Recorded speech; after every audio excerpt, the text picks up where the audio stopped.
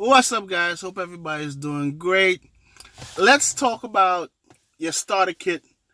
You just got your background comeback and you're cleared and you're now a Uber, Lyft, whatever driver, right?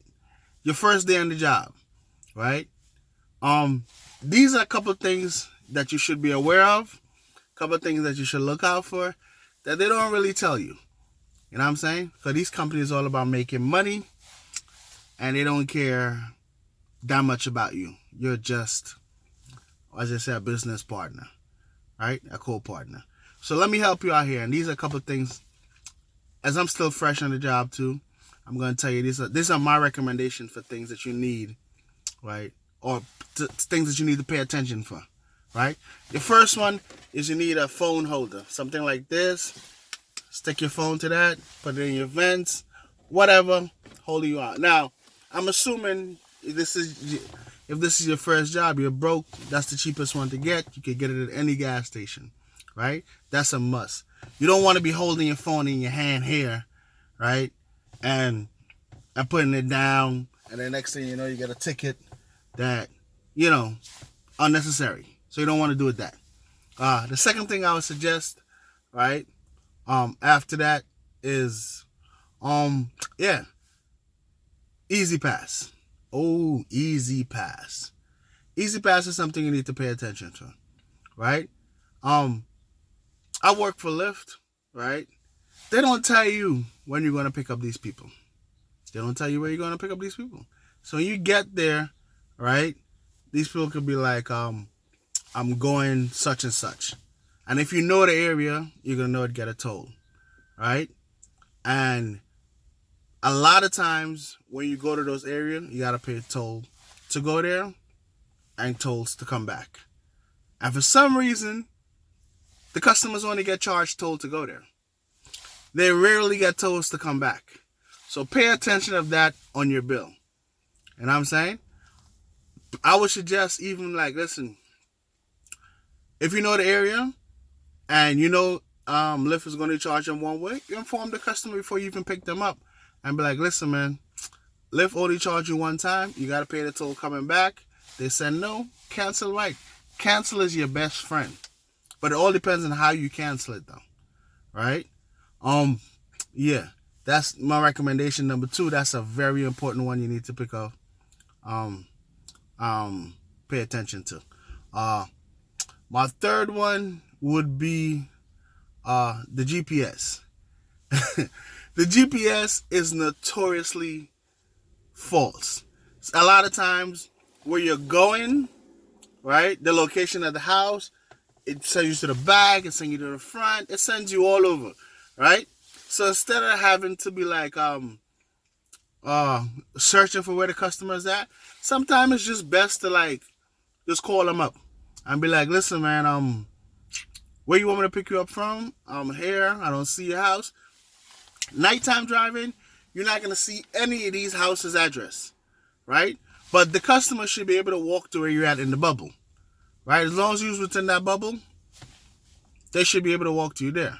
So pay attention to that GPS.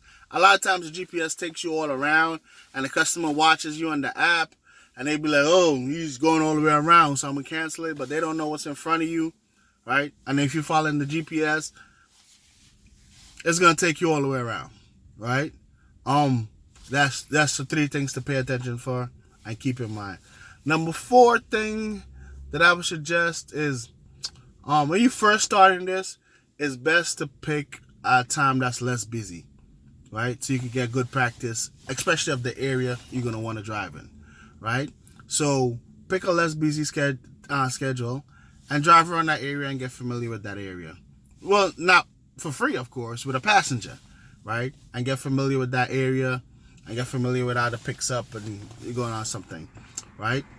And number 3? Number 4, whether that's number 4 or number 5, right, is the rating system.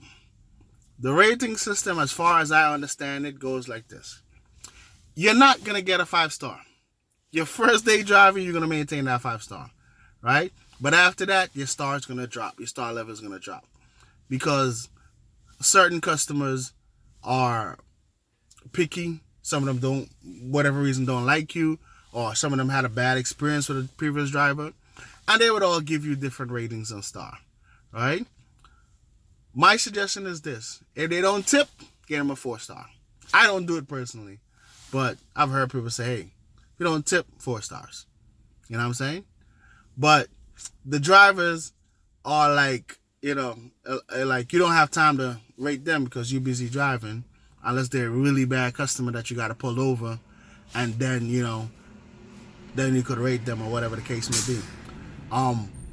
But in terms of that, customer have some weird requests, right? Once you pick them up, sometimes they come in your car and you be like, hey, can I smoke in your car? And you be like, no, you can't smoke in here, right? Just that alone would trigger them to give you a bad rating, right?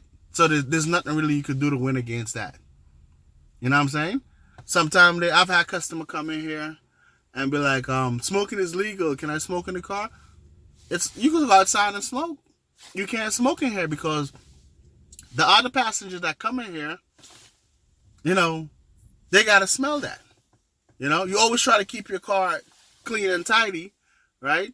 To make people feel comfortable, right? Because you don't want them disrespecting. And I've had several customers. That's like a big thing, right? For me in this area, that customer come in there and they'll be like, yo, can I smoke in your car? No. What the hell? Your car is like a public building, right? That's how I look at it. If you want to do it in a public building, you want to do it in a car. That's the same thing I come with recording. Buy yourself a recorder. It's for your protection. You know what I'm saying? But don't buy the recorder with the big screen at the back.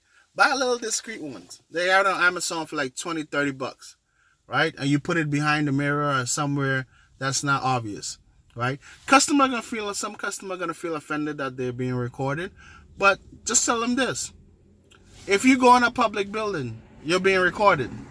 Do you feel anywhere because of that? It's no difference than coming in our car. Our car is like a public space, right? And everybody comes in here. Whoa, okay. And everybody comes in here. So, for your own protection, that's where you record these stuff. Talk to the customer. Always tell them good morning, good night, good evening, whatever it is. It doesn't hurt to say that. You know what I mean? Customers, I love hearing the customer story. And that's going to be my next coming up. I'm going to do a little mini series of some of my experience. If you got experience too, you can share that with me and I'll post them up. I'm going to grow this series, right? So right now, I'm just giving you the basic startup kit, right? What else am I forgetting? This is just after you get your background check come around and you're ready to start your job. These are things that, you need to pay attention to, right? Also, when it comes to the car situation, right? I want to advise anybody to use their personal car to do this. It's brutal on your personal car, right? The roads are not paved. You'll see how bad the roads are, because you're feeling them every day because you're driving. Your suspension is going to go bad in like under 2 months. You got to change your tires in 2 months. You got to change your brakes in 2 months. You got to change your oil in like a month or 2 months. So these are all things you're going to be spending on heavy. And you don't want to put that on your car because your car is not used to driving those kind of mileage.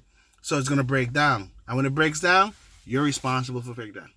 But I want to suggest you go and get a new car. No, don't get a new car because that bill is going to be crazy. You don't want to be paying a $30,000 note on a new car and you're not sure if you want to do this for a very long time, right? There's certain rental agencies would give you car for cheap. Go abuse their car. Hertz, I think, is one of them. Fair is the next one of them, right? Use those agencies to get cars for cheap, right? Or if you got cash, go to a dealership, a mom and pop dealership, buy your own car. Right, buy one for like about maybe under $5,000, right? And insure it to the dealership, right? Put on extended warranty on it. Put on all them other good stuff on it, right? So when it has a problem, take it back to them to fix it and avoid any expense of your own. That'll be my final starter kit for you. If you can. You could do it with your personal car, but you're gonna be accepting all that liability for the repairs that's gonna be done to it. My last point that I think I'm gonna make is you guys gonna want to know is, like, do you make enough money doing this? It depends on how much you work, right? Like any other job, it depends on how much you work. The more you put in, the more money you can make, right? On a week. Now, the more passengers you pick up, right, the more better it is for you, right? Try not to cancel too many people, right? Because that your acceptance rates goes down, right? So keep that good. But if you're gonna cancel a person, right, go to them first, then cancel it once it's open there, right? That's probably the best way I could advise you to cancel it versus just outright canceling it. Because when you accept them and you go there, you could tell them they can't cancel because they're gonna pay, but you could cancel it then, right? And I don't think that'll affect your acceptance rate. You know what I mean? So with that in mind, this is your basic startup information that I'm giving you right now. If you have more questions, just ask, right? I'm coming out. I'm going to update these videos very frequently because, man, I've been doing this for 3 months, and the stories I've had, oh my God, you're going to want to know this. All right, I just get off work. I'm tired, about to go get some sleep. You guys stay safe and enjoy yourself. Talk to you in the next one.